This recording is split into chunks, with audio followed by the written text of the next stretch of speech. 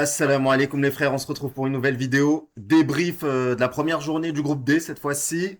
Donc comme promis, donc les matchs étaient USA-Paraguay et Australie-Turquie. On a eu une victoire 4-1 des États-Unis sur les Paraguayens, nous qui avons vu 2-1 malheureusement. Et puis ouais, l'Australie qui a battu finalement 2-0 la Turquie. Là on s'était trompé. Alors peut-être pas sur le scénario du match, mais effectivement le résultat est différent.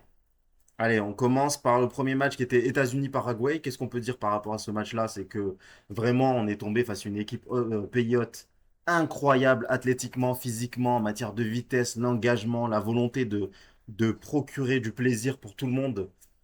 Honnêtement, grande, grande prestation des Américains, mais vraiment, les Paraguayens sont venus prendre leur fessée tout simplement. Alors, ils n'ont pas concédé tant que ça d'occasions, en tout cas de grosses occasions. Mais voilà, ça fait filoche à chaque fois. Moi, j'ai trouvé vraiment des Américains très impressionnants sur l'aspect, comment dire, supplément d'âme, la volonté d'aller vers l'avant, la volonté d'être fort au contre-pressing, et la volonté de tout faire avec intensité, vivacité, de vouloir déstabiliser le bloc, de vouloir être vraiment, je sais pas, protagoniste. Franchement, honnêtement, ils étaient là pour lui régaler le public, pour faire la publicité de leur sport d'un point de vue, on va dire, national, de faire passer le soccer à football.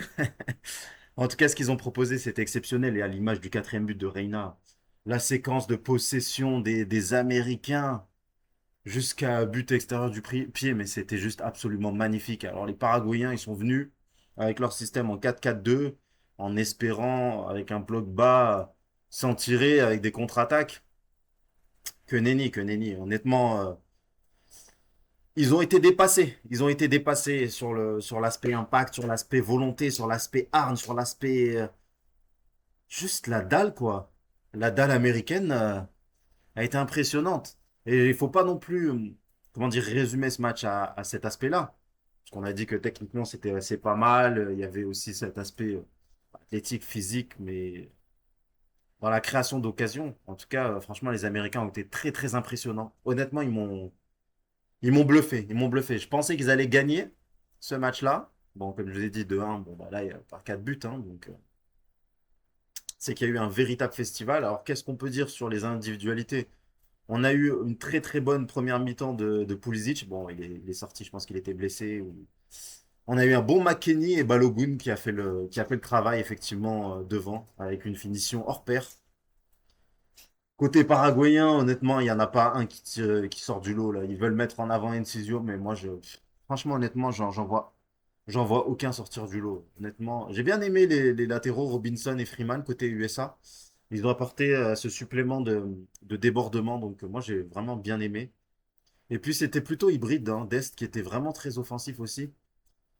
Moi, ce système, parfois, là, effectué par, on va dire, des datas et tout, de notation, je comprends pas trop. Tout le temps, des fois, il y a des notes, j'ai du mal à comprendre.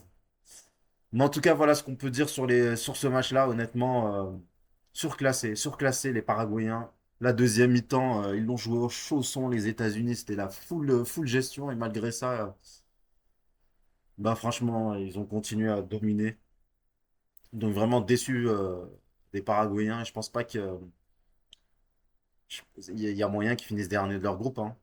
Si on regarde l'autre match, qui était Australie-Turquie, ce qu'on peut dire sur ce match-là, moi j'ai vu beaucoup de Turcs sur Twitter, sur les réseaux, être vraiment très en colère contre leur équipe.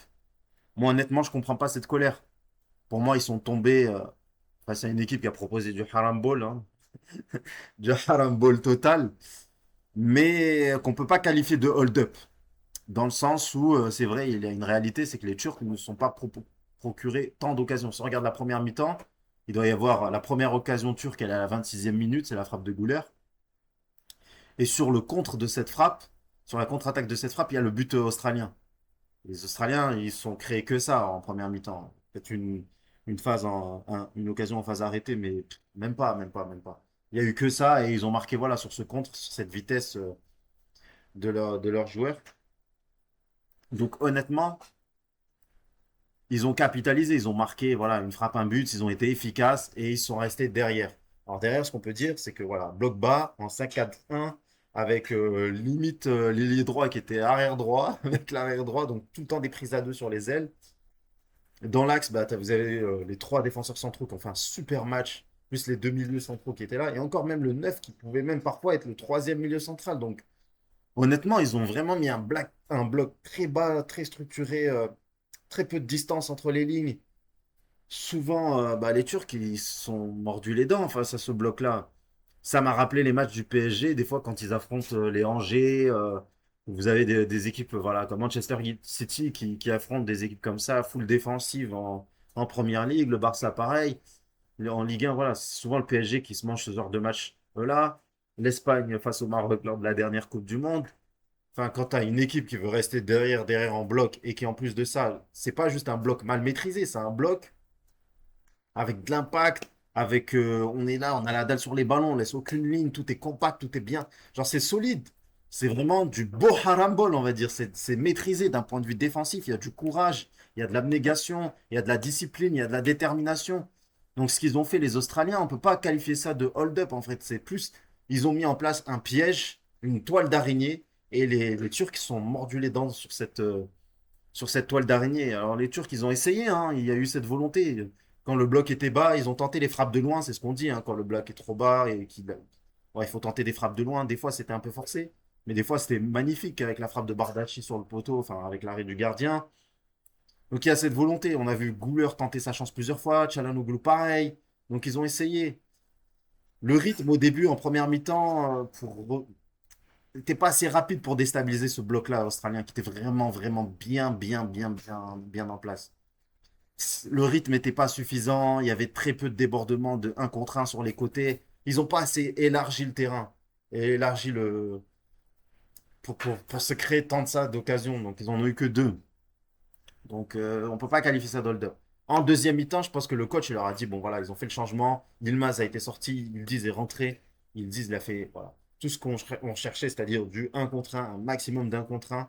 Il a rendu pénible la défense pour les Australiens, mais les Australiens se trouvaient toujours à 3. Il y avait enfin, l'arrière droit, l'ailier droit et le milieu central droit sur Yildiz en même temps. Enfin, c'était beaucoup trop.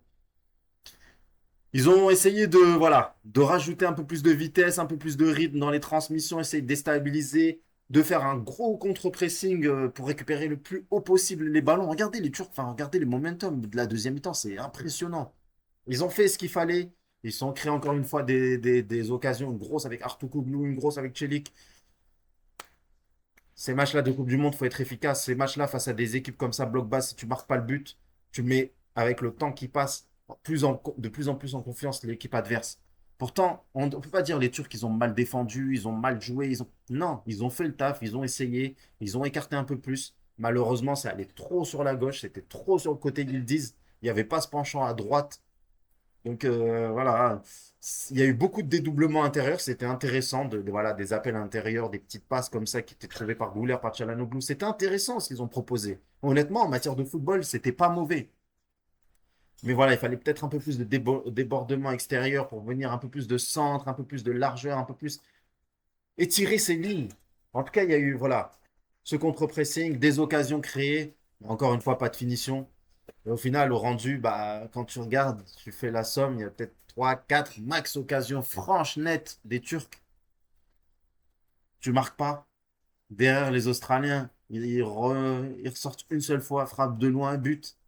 Ah, tu peux l'avoir comme ça. Je comprends que bah, voilà, il y a beaucoup de Turcs qui sont en colère enfin, vis-à-vis du résultat. Si on s'arrête vraiment sur le résultat, mais sur la performance collective du groupe, ils ont essayé de faire le maximum avec leurs armes. Pour moi, normalement, s'ils sont efficaces, ils marquent leurs deux buts, ils repartent avec la victoire et puis salam alaikum. Malheureusement, voilà, ils n'ont pas eu cette efficacité défensive et ils n'ont pas eu offensivement sur les deux zones les plus intéressantes du terrain, malheureusement.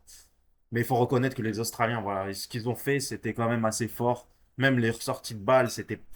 Ils ont essayé, mais bon, voilà, généralement, ça passait pas la ligne médiane. Non, vraiment, les Turcs, ils ont fait le taf. Voilà, ils peuvent. Ça arrive, ils sont tombés dans un piège.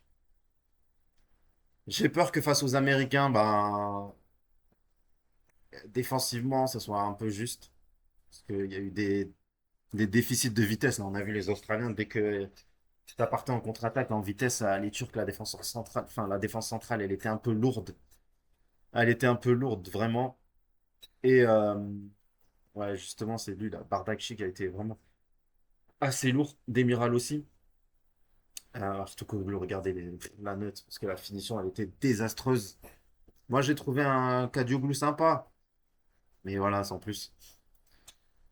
Qu'est-ce qu'on peut dire d'autre? Bah, les Turcs qui vont affronter également les Paraguayens, c'est là qu'ils doivent marquer leurs points. C'est là qu'ils doivent gagner, c'est là qu'ils doivent marquer des buts. C'est là qu'ils doivent faire le nécessaire pour prendre des points et soigner le goal average. Parce que peut-être que 3 points avec -1, -2, ça suffira pas. À voir ce qui va se passer sur les autres groupes. Mais voilà, les Turcs vont devoir essayer de gratter au moins un match nul face aux Américains, j'en doute. Mais quoi que c'est le troisième match, donc pourquoi pas? Pourquoi pas espérer une USA remaniée avec 2 victoires et là gratter un match nul, Inch'Allah. Et bon, bah voilà, faire le taf face au Paraguay. Donc voilà pour ce groupe-là, j'espère que ça vous a plu et on se retrouve bah, demain pour le groupe E. Voilà, et le groupe E, non, non, ouais, c'est ça, le groupe E, c'est celui-ci. Et là, c'est le groupe F. Voilà, salam alaikum les frérots, et puis à la prochaine.